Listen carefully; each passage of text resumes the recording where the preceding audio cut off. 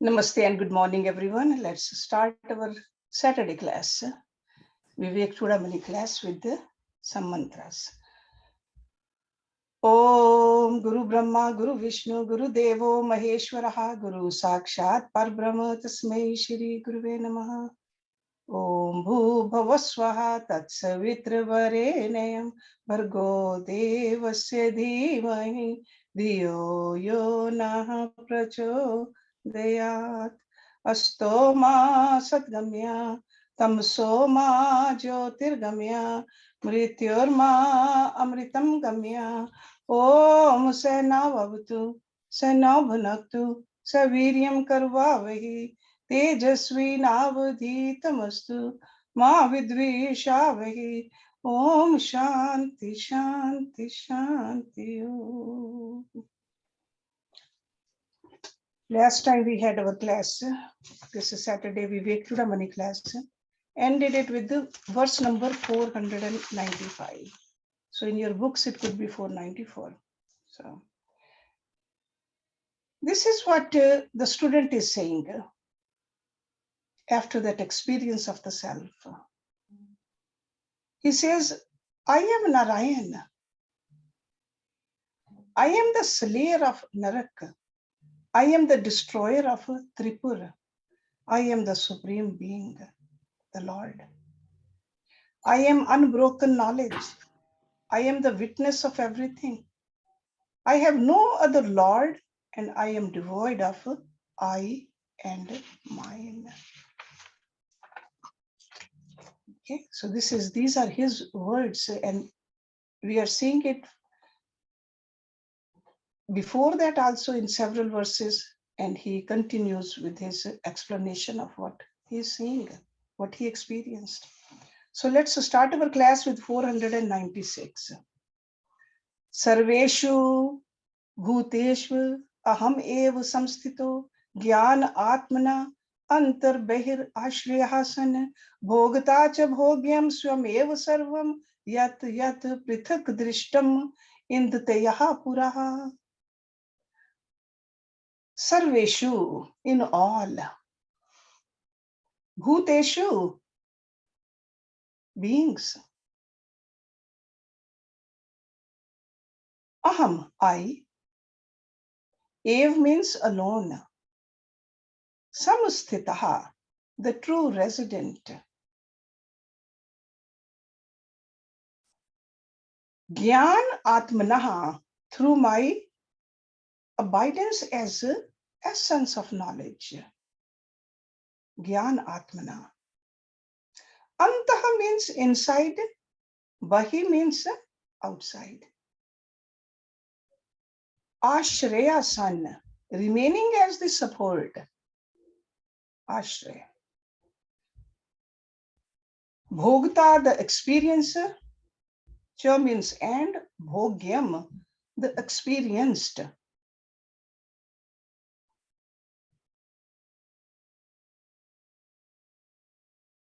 Swayam ev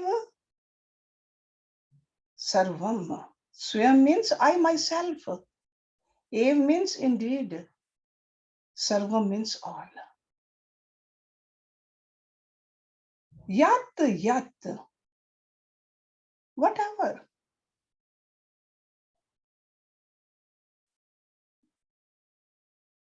Prithak. Prithak means separate.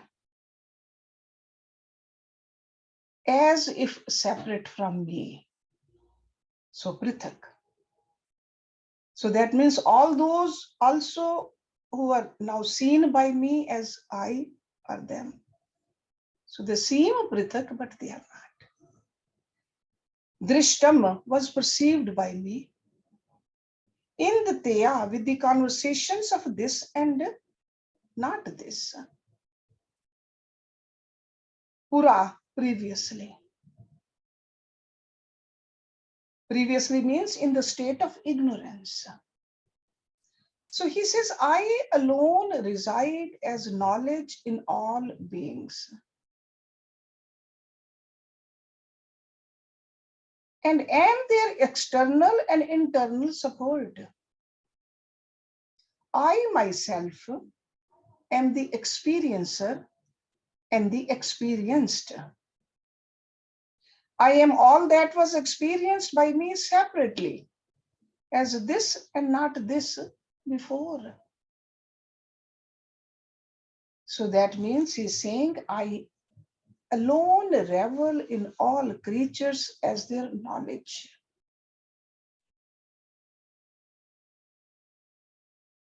When a scientist discovers what is in the outer space,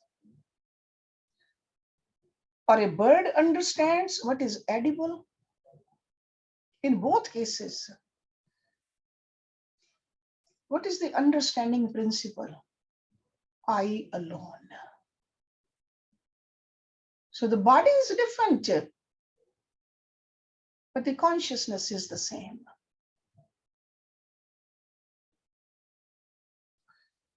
That discriminative intellect in the scientist and in the bird could not have functioned without me. That's what he's saying. The me means Brahman, the supreme reality. Because intellect is also what? Made out of nature. But it needs the light. That light is no different. I am the light in which all subjects know their objects. The subject and the object, the enjoyer and the enjoyed are all nothing but me. This is not uttered by the Guru. This is the experience of the student now. So student is experiencing exactly what the Guru was talking about.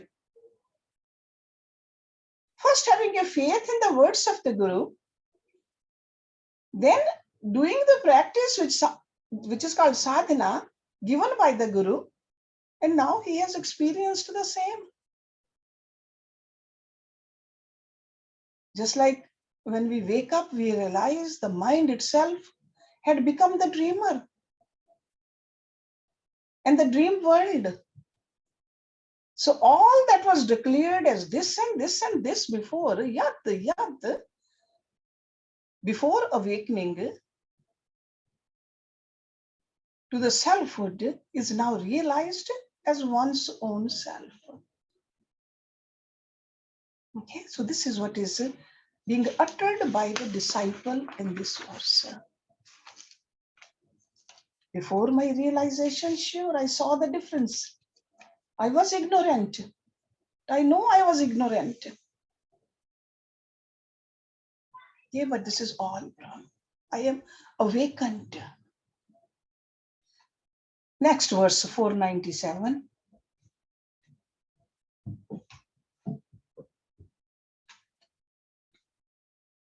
Mei akhand sukh ambdayo bahuda vishwa vichyaha utpadyante vilyante maya marut vibhramat.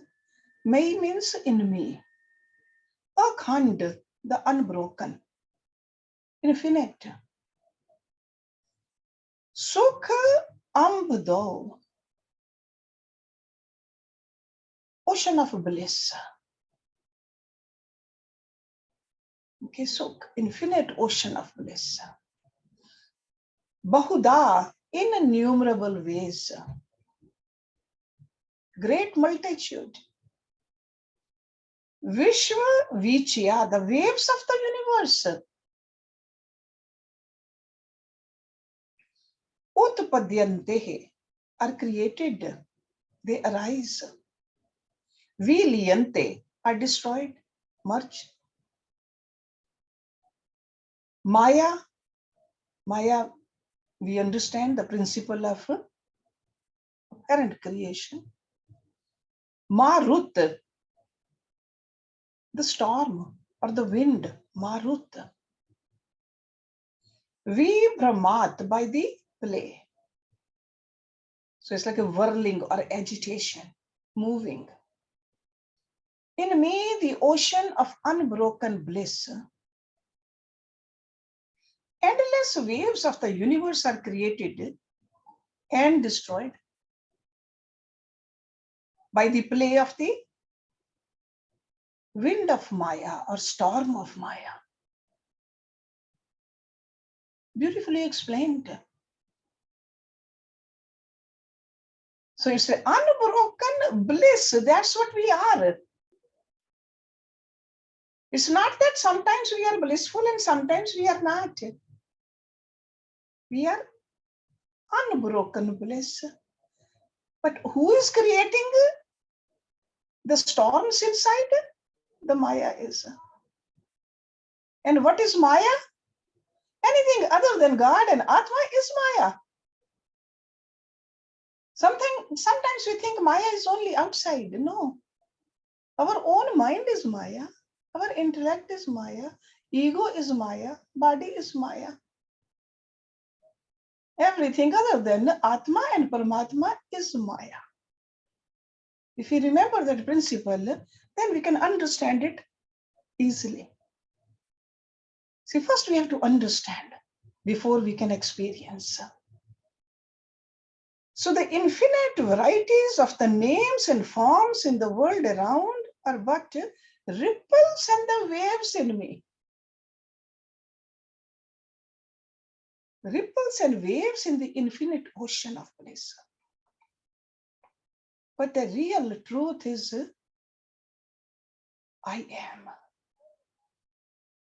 Just like waves rise in the ocean because of the breeze, the wind, and the storms.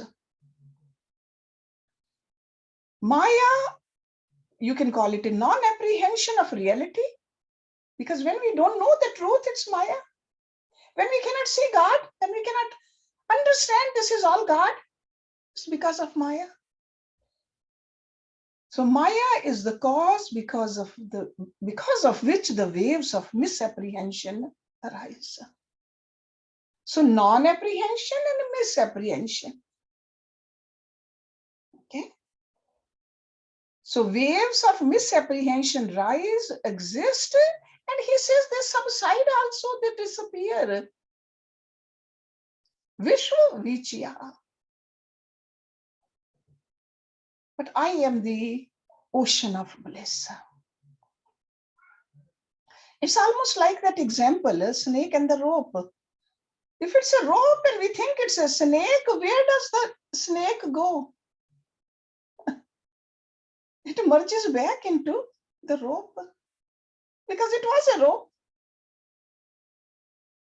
So we misapprehended that it was a snake, but rope only existed. Next one, 498.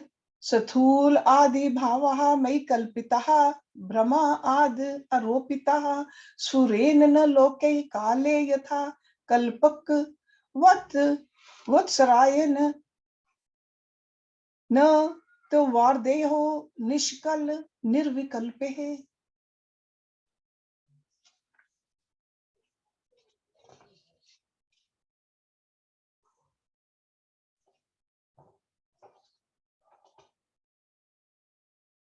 Sathul, we are all familiar with.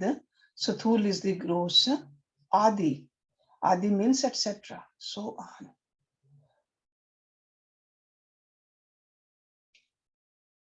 Mai. Mai means in me. Kalpita.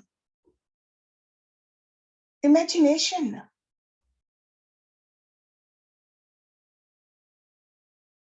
Brahmat.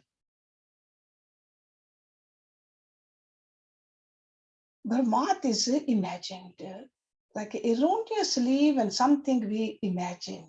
Kalpita Brahmat. Aropita.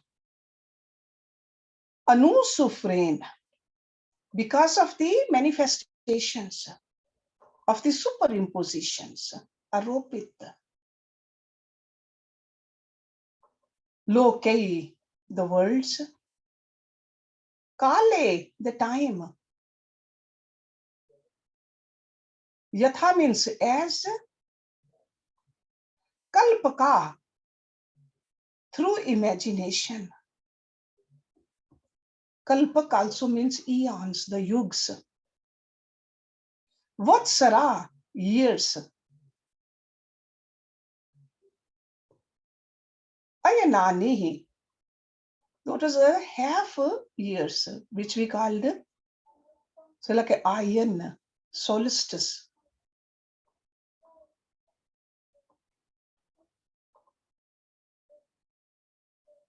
Tat vardeyo, seasons, etc. Nishkal, indivisible. Nirvikalpe, absolute.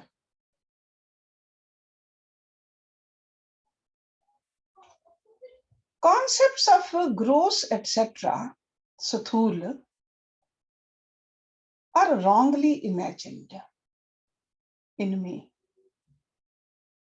Again, remember, this is a student saying.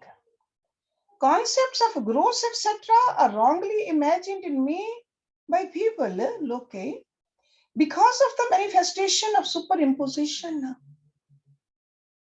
Just as in the indivisible and absolute time, cycles, years, half years, seasons, etc., are imagined.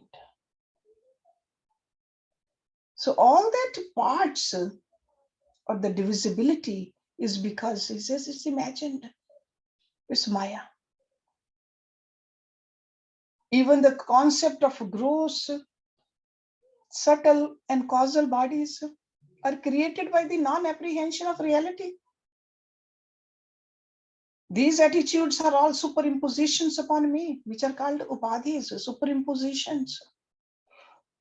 So he is giving us an analogy of the time. Time is indivisible. Time is absolute. You cannot really divide time into parts. Yet for the comprehension of the human mind, units of time have been conceived.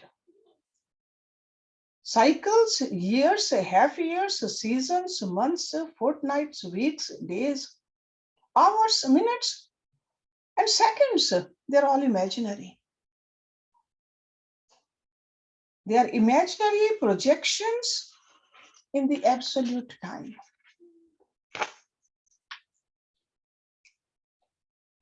Otherwise, month is also time, day is also time, year is also time, yug is also time. These are all distinctions in the time. So similarly, in the individual mind, in that absolute reality, there is neither anything subtle nor anything gross. Because if everything is absolute, there's nothing subtle, there's nothing gross. All these are but superimpositions. So in these verses, Shankaracharya ji is pointedly telling us that for the man of realization, there's no sanchita. And in fact, there's no prarabdha either at this stage. Before that it was, but at this stage, there is none. Because if I don't have any feeling of gross and the subtle, how can I have prarabdha? Because where is prarabdha? It's in the subtle. And it comes into the gross. But if I don't even have the gross and the subtle, then there's no prarabdha. Anybody who identifies with the body and the mind, prarabdha is there. And the sanchit is there too. Let's look at next one. 499. Aropitam न आश्रय दूषिकम भवेत कदापि मूढ़े अति दोष दूषिते न अद्रिके उत यूशर भूमिगा भागम मरीचक वारी महाप्रवाह.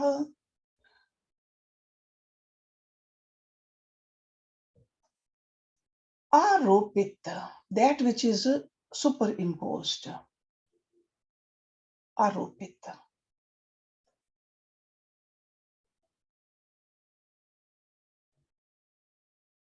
Ashray is it's like a substratum, the self, ashray. Na means not. Dushakam, contaminator, or something which like a sullying agent, or something which will affect it. Bhavet becomes.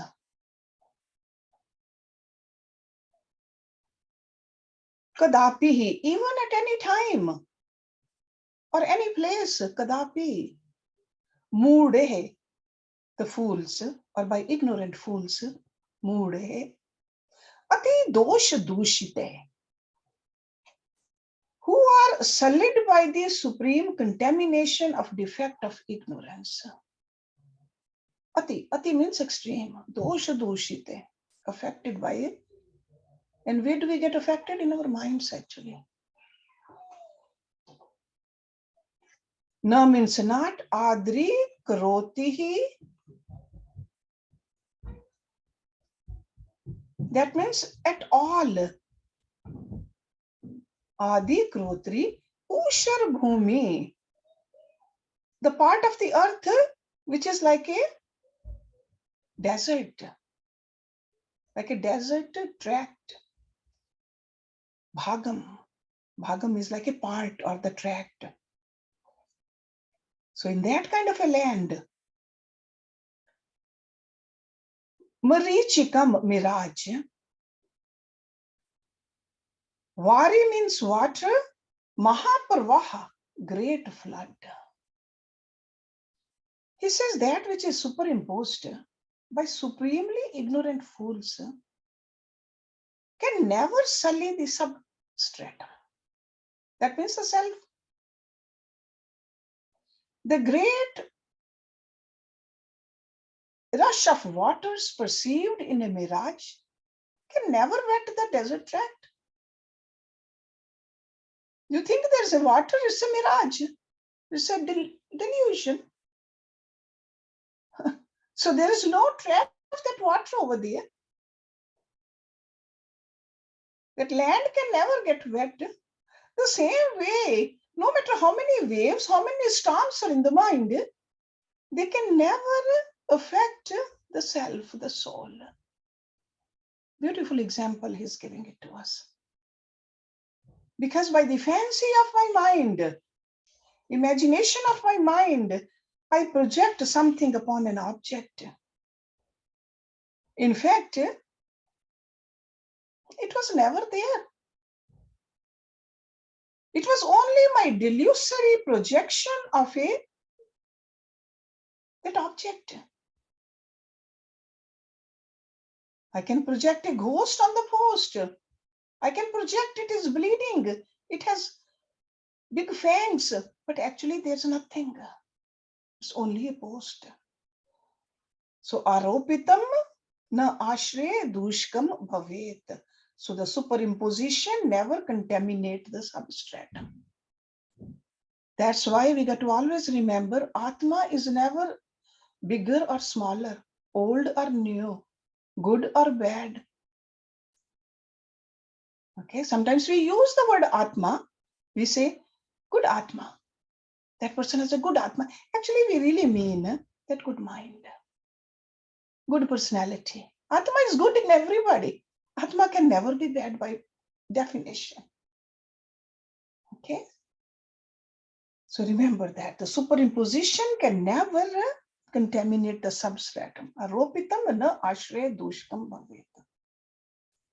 The causal, the subtle, and the gross bodies are only the superimpositions upon me. Superimposition.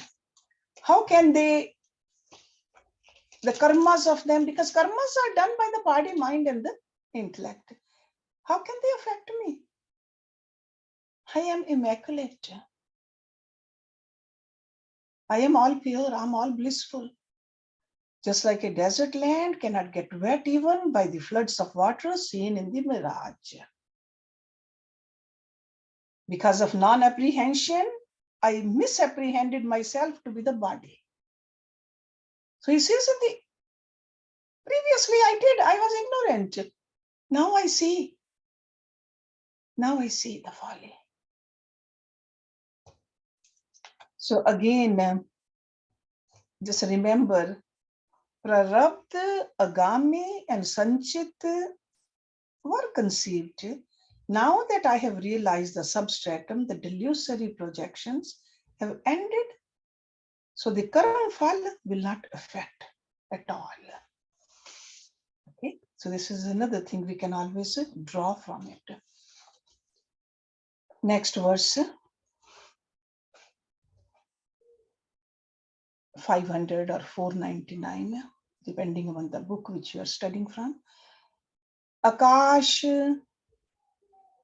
val kalp vidur goham aditya vad bhasya vilakshan aham ahare vin nitya vinishchalo aham ambodhiv par vivarjito aham. Akashvat, like space. Aham, I am. Vidurgaha, kalap vidurgaha. Vidurga means far beyond. Kalap means over here, beyond. Okay, far beyond. Aditya vat, like the sun. Aditya means sun. Aham means I. Bhasya, anything. Vilakshanaha, distinct from. Vilakshan, aham, I. Aharyavat, like the mountain.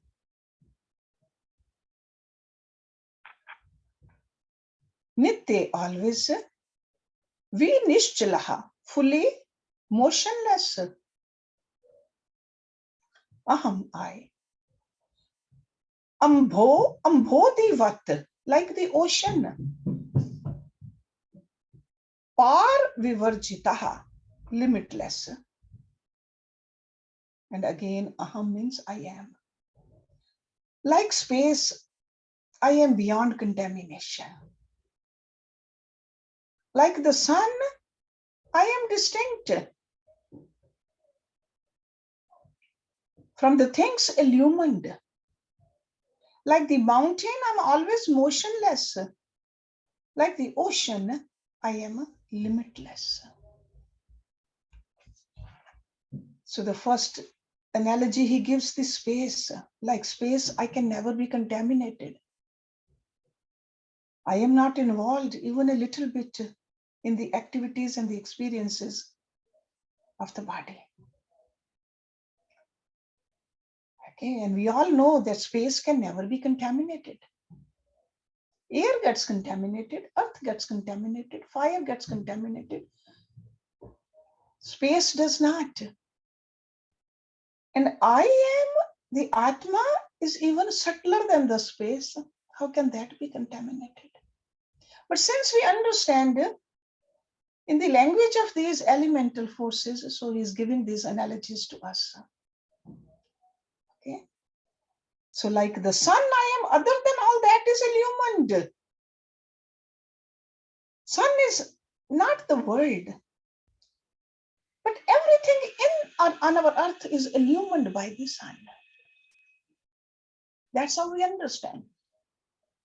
My body and its activities, my mind and its emotions, and my intellect and its thoughts, they all get illumined by me. The Atma, the consciousness. And I am something different from them. Then he gives another analogy, the mountain, immovable I am. And the limitless like the ocean. We all have seen ocean, it seems limitless. Even though it's not. But from our perspective, when we look at it, it looks so vast, so big. And I'm even beyond that. So all these terms they just for our mind to understand that how infinite the reality is, which is beyond all of them. These are like pointers to the truth. Okay, these are only the pointers. This is not the truth. This is pointers to the truth. So we can use these pointers to contemplate in our deep meditation. That's why these pointers are given. See, just like when we look at the deity which we love and worship, it's not that God is only in that deity, but we see the ideal in that idol. Whether it's a guru's form, guru's feet, guru's eyes, or any other Ishta Devata, we are trying to see the ideal in that idol. Okay, so the same thing is giving us over here, the pointers to the truth.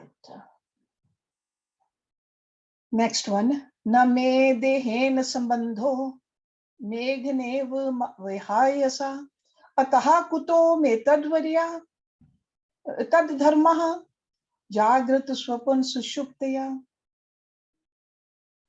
Na means not, me means for me, dehen with the body, sambandha, relationship. So he says there's no relationship with my body. At that point he's saying that, no relationship. Meghen with the clouds. Iv means just as, vihayasa for the sky. So as the sky with the clouds. Ataha, so, kutaha, how can? Me for me. Tat means of them. Dharma means attributes. Jagrat swapan sushuktaya, waking, dream, and deep sleep states. I have no relationship with the body.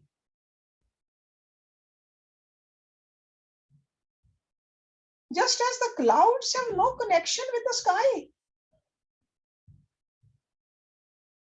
So how can the waking, dream, and deep sleep states, attributes of the body, ever affect me?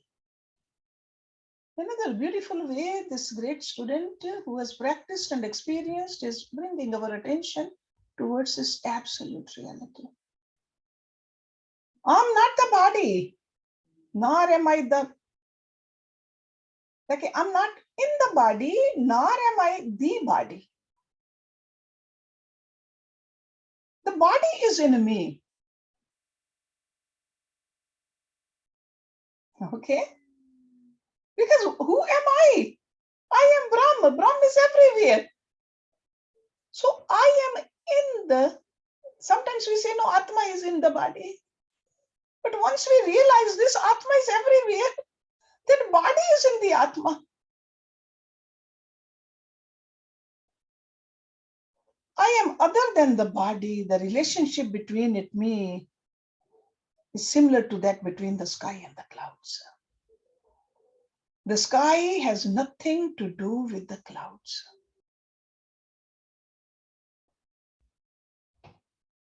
Sky just accommodates the clouds. It allows the clouds to remain in it. The same way this Atma lets the body remain in it. The properties of the clouds are not in the sky. When the clouds move, we do not say the sky is moving. The same way, the nature and the dharmas of the body can never affect me. I am consciousness. That's why in the last chapter of Bhagavad Gita, what did Lord Krishna say to Arjuna?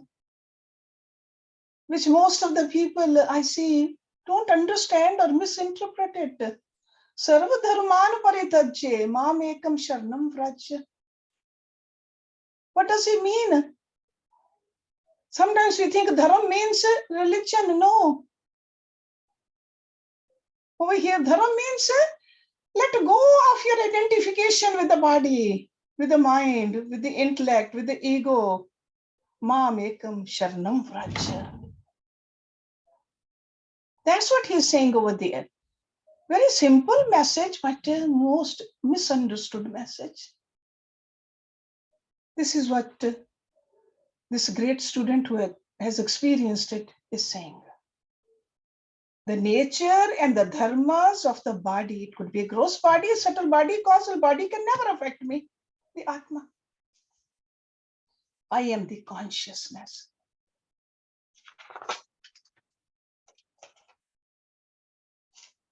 Which is almost like an idiom.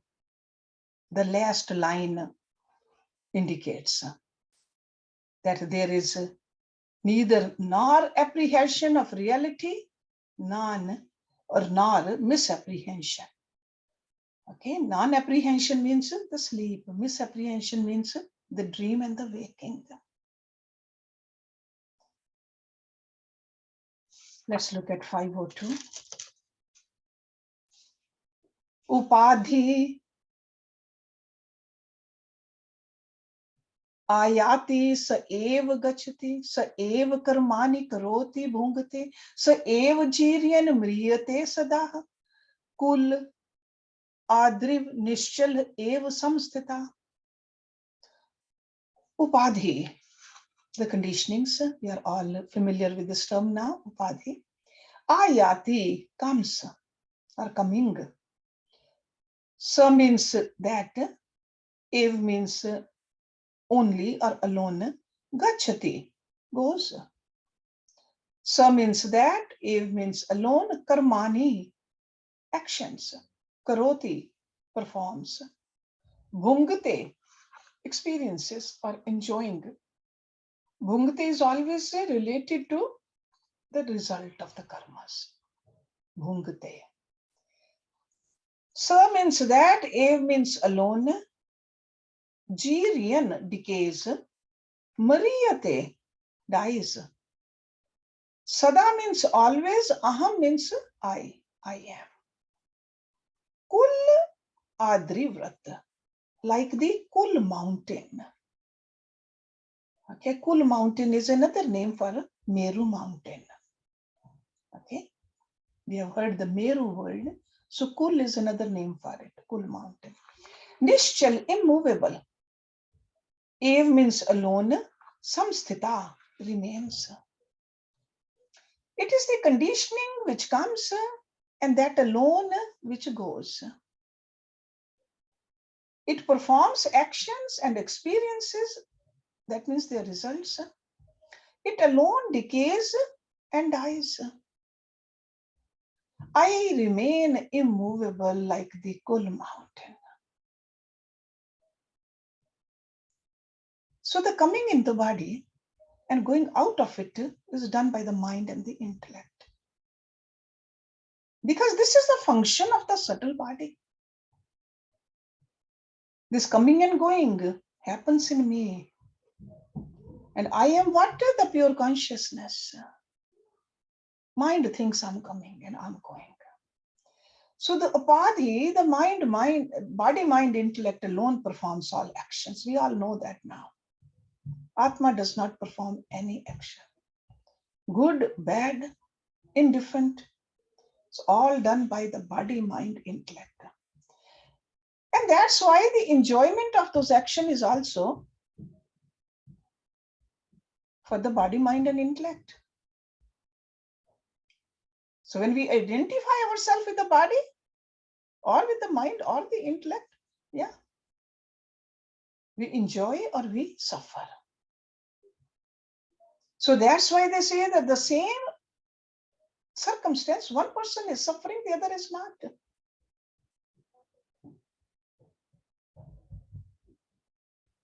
I am like the Meru mountain without movement or change.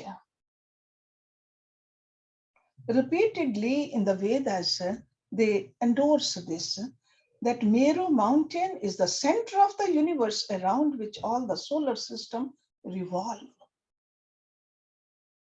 Meru mountain is not just for the earth all the solar system around this Meru mountain, very rhythmically. We learned that in Bhagavad Purana, and there's a mention of it in other scriptures also, in the Vedas also.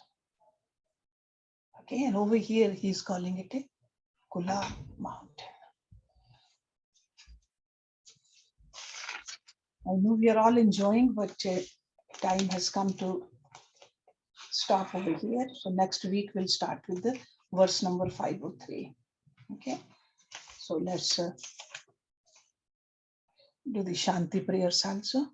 Om Purnamada Purnamidam Purnat Purnamudachyate Purnasya Purnamadaya Purnameva Vishishyate. Om Shanti Shanti Shanti.